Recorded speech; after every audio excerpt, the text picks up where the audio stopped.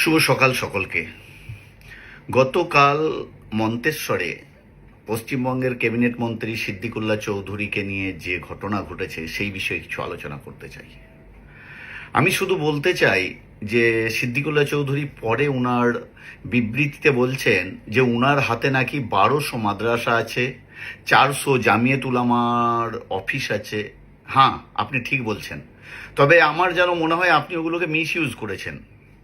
তাই আমি পশ্চিমবঙ্গের যে সমস্ত মাদ্রাসা কমিটি আছে, মাদ্রাসা শিক্ষক আছেন এবং বড় বড় পদে যারা বসে আছেন তাদের উদ্দেশ্যে আমি বলবো, আপনারা মাদ্রাসা চালান বিশেষ করে সাধারণ পাবলিকের দানের পয়সা, জাকাত হোক, সদকা হোক বা দান হোক, সেই পয়সাই। সুতরাং মাদ্রাসা চালানোর জন্য সিদ্দিকুল্লাহ চৌধুরী বা আপনারা নিজেরা নিজের ঘর থেকে পয়সা দেন না। আমিও দেখেছি, আমি ভারতবর্ষের স্বর্ণকার সমাজের সাধারণ সম্পাদক, সর্বভারতীয় সাধারণ সম্পাদক।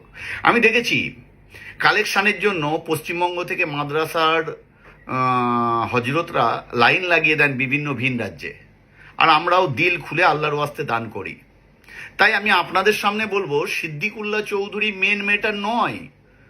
সুতরাং আপনারা রাজনীতি না পড়ে, সিদ্দিকুল্লাহ চৌধুরীর প্রলোভনে না পড়ে আপনারা মাদ্রাসার দিনী শিক্ষা এবং উন্নত মানের শিক্ষার দিকে ধ্যান রাখুন। কারণ ওই মাদ্রাসাগুলো চালাচ্ছে সাধারণ মানুষ, তাদের পয়সায়, তাদের দানের পয়সায়।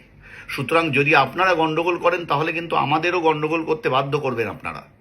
দ্বিতীয় প্রশ্ন, সিদ্দিকুল্লাহ চৌধুরী মহাশয় বলছেন যে ওনার 400 জামিয়াতের অফিস আছে। হ্যাঁ আছে, আপনি সেটাকেও মিসইউজ করেছেন। কারণ আপনি জামিয়াতের জন্যও কালেকশন করেন এবং সেখান থেকে খরচা করেন। আপনি গভর্নমেন্টের মন্ত্রী হয়ে প্রমাণ দেখাতে পারবেন না যে কোনো দিনই, কোনো মাদ্রাসার, কোনো মক্তবের, জামিয়াতের একটু উপকার করেছেন বা সরকারের কাছ থেকে কিছু হেল্প করিয়ে দিয়েছেন, এটা আপনি প্রমাণ করতে পারবেন না। তবে হ্যাঁ, এই মাদ্রাসা এবং এই জামিয়াত থেকে হয়তো আপনি বা আপনার পরিবার কিছু ইনকাম করেছে, এটা সত্য, প্রমাণ হয়ে যাবে।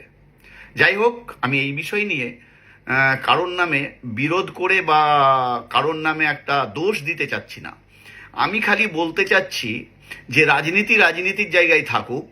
আর মাওলানা সিদ্দিকুল্লাহ চৌধুরী, আপনি নিজের দমে রাজনীতি করুন। মুসলমানদের বেয়াকুব বানিয়ে, মুসলমানদের মাদ্রাসা বা তাদের ওই হাফেজ মাওলানা কারি মুফতিদের নিয়ে, তাদের কমিটিদের ভালো মন্দ খাইয়ে তাদের ক্ষমতাকে নিয়ে দয়া করে রাজনীতি করবেন না। তাতে আমাদের সর্বোপরি ইসলামের ক্ষতি হবে। আমি সকল ধর্মগুরুদের উদ্দেশ্যে বলবো, ধর্মকে ধর্মর জায়গায় থাকতে দিন না, আর রাজনীতিকে নিজের দমে রাজনীতি করুন। তাহলে দেখবো আপনারা কত রাজনীতিবিদ।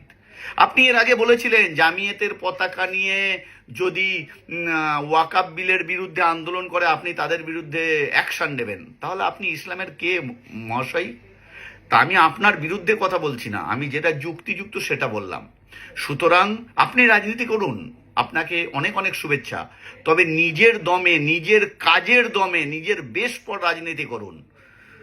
মুসলিম সম্প্রদায়ের কিছু ধর্মগুরু এবং কিছু মাদ্রাসা কমিটি, কিছু মসজিদ কমিটি, কিছু ইমাম কমিটি, কিছু জামিয়াতের কমিটিকে আপনি মিসইউজ করে, ব্যবহার করে আপনার রাজনীতির ফায়দা তোলার চেষ্টা করবেন না। কারণ মানুষ এখন অনেক বুদ্ধিমান হয়েছে। এখন আর সেই বোকা মানুষ নেই যে আপনি জান্নাত আর জাহান্নামের লালসায় তাদের লড়িয়ে দেবেন। বর্তমানে মুসলিমরাও এখন শিক্ষিত হতে চলেছে, তারা শিক্ষার দিকে যাচ্ছে, তারা যুক্তি দিয়ে বিচার করে। সুতরাং আপনাকে অনেক অনেক মোবারক। তবে দয়া করে ধর্মের বিষয়ে আপনি কোনো কথা বলবেন না, কারণ ধর্ম আপনার একার নয়। মাদ্রাসার বিষয়ে কিছু বলবেন না, ওটা আপনার একার নয়। আমাদের মতো ব্যক্তিরা, তারা চাঁদা দিয়ে, সাধারণ ব্যক্তিরা দান করে চাঁদা দিয়ে মাদ্রাসাগুলোকে চালায়, মক্তবগুলোকে চালায় এবং আপনার জামিয়াতের অফিসগুলোকেও হয়তো কিছুটা সহযোগিতা করে। সুতরাং আপনার এখানে কোনো কৃতিত্ব নাই। যদি খারাপ লাগে আমায় ক্ষমা করবেন। আর সমস্ত মুসলিম সম্প্রদায়ের কাছে অনুরোধ করব, যদি মনে হয় আমি ভিডিওটা ঠিক বলছি তাহলে সচেতন হয়ে যান এবং ধর্মকে ধর্মের জায়গায় থাকতে দিন আর রাজনীতিকে রাজনীতির জায়গায় থাকতে দিন। ধন্যবাদ। সকলে সুস্থ থাকুন, ভালো থাকুন, এই কামনা করি।